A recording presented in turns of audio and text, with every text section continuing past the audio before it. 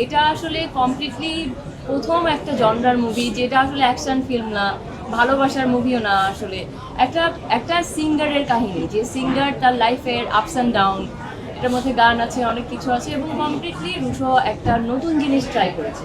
আমরা কিন্তু সবাই জানি যে এখানে আসলে একটা অ্যাকশন ফিল্ম করলে সবাই দেখবে, দর্শক যাবে, কিন্তু ও কিন্তু এই চেষ্টা করে নাই। ও একটা কমপ্লিটলি নতুন জিনিস করবার জন্য একটা নতুন জিনিস ট্রাই করেছে। এবং অবশ্যই নতুন জিনিস সবসময় ডিফারেন্ট হয়, যেহেতু আমরা এর আগে মিউজিক্যাল মুভি দেখিনি বাংলাদেশে। তো সব কিছু মিলিয়েও চেষ্টা করেছে একটা নতুন মুভি, নতুন টাইপের মুভি দর্শককে দেওয়ার। তো এটা এটা যে পুরা মানে আমরা সবার মনের মতো করতে পেরেছি, এরপরে সবাই ব্যাকে যারা কাজ করেছি, সামনে যারা কাজ করেছি, সেটাও বলবো না, বাট আমরা চেষ্টা করেছি একটা নতুন কিছু দেওয়ার। সো হোপফুলি এটা একটা স্টার্ট সবার জন্য, একটা মুভি ইন্ডাস্ট্রির জন্য একটা নতুন স্টার্ট, একটা নতুন ধরনের একটা স্টার্ট, এটা আমার কাছে মনে হয়। অনেক সবাইকে অনেক অনেক ধন্যবাদ যারা আসলে এই কথাটা বলেছে।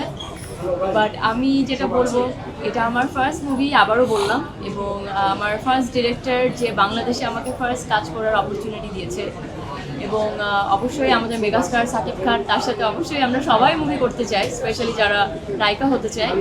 তো আমিও আসলে ওনার সাথে কাজ করতে চেয়েছিলাম, এবং ওনার সাথে কাজ করার এক্সপিরিয়েন্সে আমি যেটা ডিসিশন নিয়েছি যে আমি এরপরে আমি মুভিতে আরও বেশি কাজ করব এবং ভালো ভালো কাজ করব, এবং অবশ্যই ওনার সাথে আবার আমার কাজের সুযোগ আসলে অবশ্যই করবো। আমার মনে হয় এটা আমি দর্শকদের থেকে নিব, দেখি দর্শকরা আমাকে কি বলে, কেমনভাবে আমাকে দেখতে চাই, এবং অবশ্যই আমাদের মেগাস্টার যদি আমাকে সুযোগ দেয় ওনার সাথে কাজ করবার, এবং দর্শক যদি আমাকে চায়, এবং অবশ্যই আপনারা যদি চান, তাহলে অবশ্যই আমি নেক্সট আমাদের মেগাস্টারের সাথে কাজ করব। একটা জিনিস তো আসলে সবার ভালো লাগে না, মিশ্র প্রতিক্রিয়া থাকে।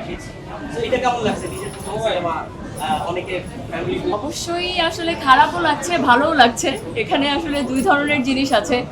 ভালো লাগছে যেটা, যে আমার ফার্স্ট মুভি এবং হাউসফুল হয়েছে, সেটার জন্য দর্শক টিকিট পাচ্ছে না, সেটা একটা ভালো লাগার জায়গা আছে। আবার খারাপ লাগছে যে অনেকে টিকিট নিতে পারছে না, মুভি দেখতে পারছে না, হয়তো বা অনেক দূর থেকে এসেছে, সময় নিয়ে এসেছে, একটা আশা নিয়ে এসেছে যে একটা ভালো মুভি দেখবো। তো আসলে এখানে ভালোও লাগছে, খারাপও লাগছে।